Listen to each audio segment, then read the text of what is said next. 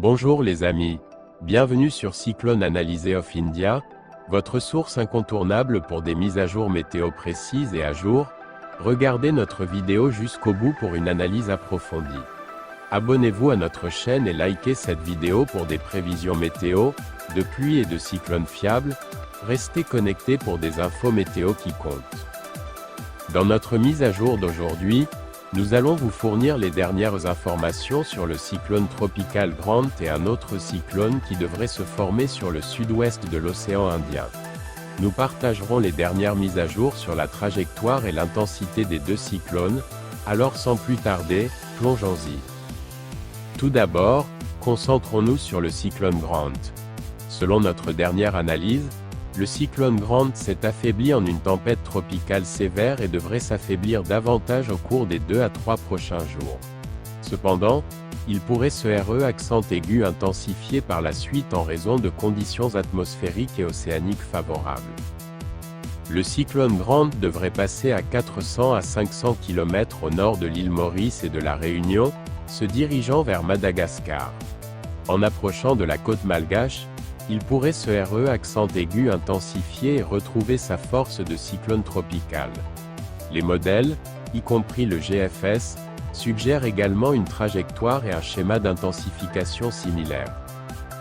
Pendant ce temps, le modèle ECMWF suggère que le cyclone Grant a peu de chances de se RE accent aigu intensifier près de Madagascar et pourrait se dissiper avant de toucher la côte malgache.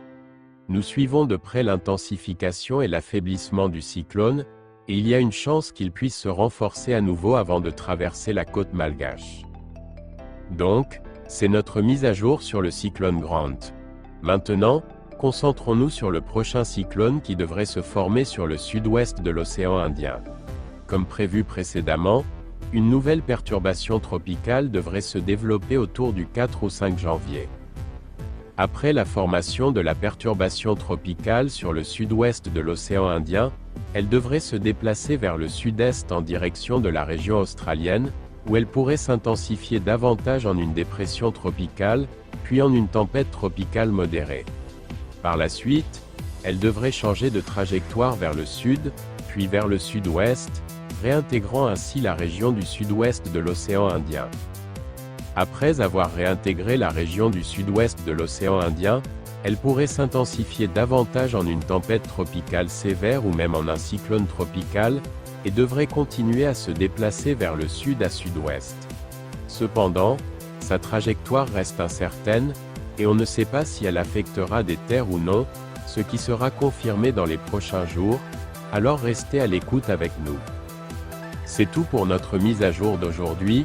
Restez connectés pour plus d'infos dans nos prochaines vidéos. Merci d'avoir regardé. Si cette vidéo vous a été utile, n'hésitez pas à la liker et à vous abonner à notre chaîne YouTube. Votre soutien nous motive à vous fournir des mises à jour encore plus précises. Passez une excellente journée.